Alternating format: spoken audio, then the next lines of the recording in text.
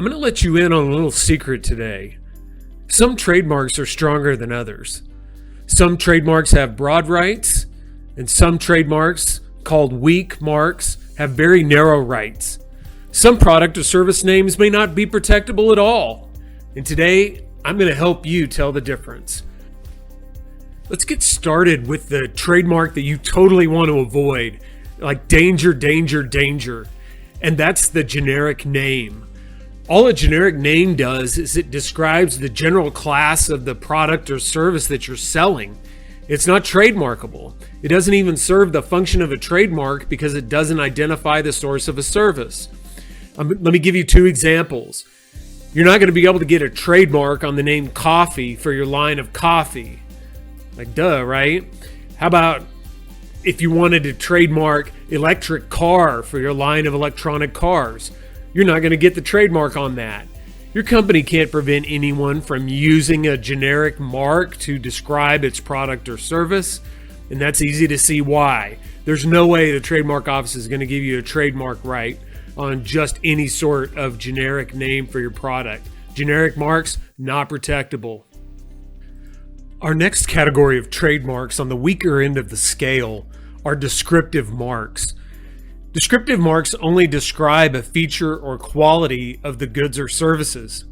They're not generally protectable because they don't identify the source of a product or service. Let me give you a couple of examples. I think examples are always helpful. We couldn't trademark the term low-calorie soft drink for a line of soft drinks that have a few calories. We couldn't trademark the term wooden desk chair for office furniture. This is kind of like a generic mark then, right? It's only describing the product or service. Now, there are some limited circumstances where a descriptive mark can be protected, but that requires a showing that the mark has acquired secondary meaning. Sometimes that's referred to as acquired distinctiveness. That means that consumers must have associated the descriptive term with a particular product or service.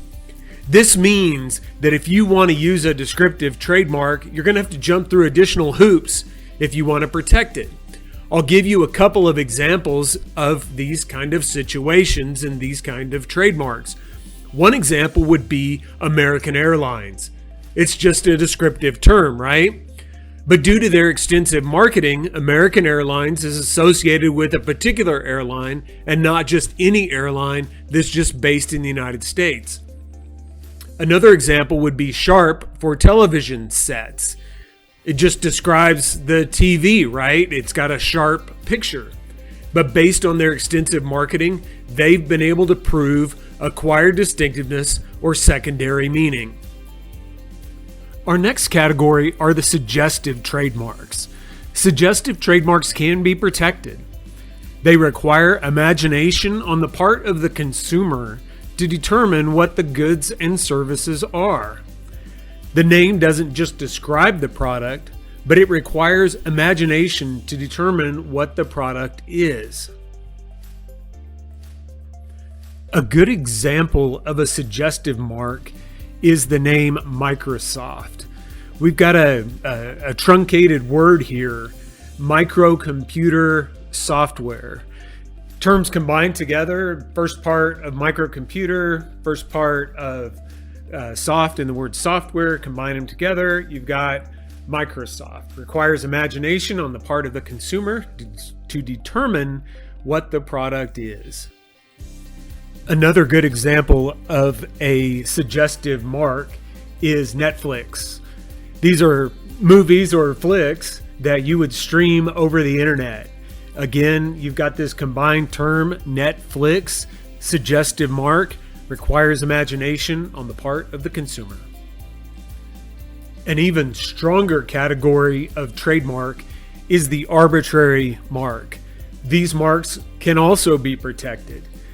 A arbitrary mark takes an ordinary word and applies it to goods and services that the word is not normally associated with. A great example of an arbitrary mark is Apple for computers. We couldn't protect the term apple if we were selling apples, but Apple is an arbitrary mark when applied to computers. Another arbitrary mark would be Tide for laundry detergent. You normally wouldn't associate Tide with laundry detergent, but here they've successfully created an association. It's an arbitrary mark. Our last category of trademark, considered the strongest kind of trademark, generally speaking, these are going to be your fanciful marks. These are marks that can be protected, and they are essentially made up words. They have no meaning, generally, except for their use as a trademark. Exxon is an example of a fanciful mark, a completely made up word. Polaroid is another example of a fanciful mark, a completely made up word. I'm Chris Stewart, a trademark attorney in Texas, and I just want to say thanks for tuning in today. We've walked through the spectrum of trademark protection from the weakest mark to the strongest mark. I hope this video has been helpful to you as you're probably considering your own trademark and your own brand, one that you're thinking about or one that you already have, and where it might fit into this spectrum. That's a good exercise to know how strong your trademark is, but please keep in mind that just because you're using a mark that's on the stronger end of the scale doesn't necessarily mean that that's going to be a trademark that you're going to be able to protect. You're still going to have to do a trademark search to make sure that you're not using a name that somebody else is using, or a name that is likely to confuse consumers because it's too close to somebody else. The only way that you can definitely know the answer to that is to perform a trademark search. We'll be talking about that in a future video. Thanks again for tuning in. I'm trademark attorney Chris Stewart, and we'll see you next time.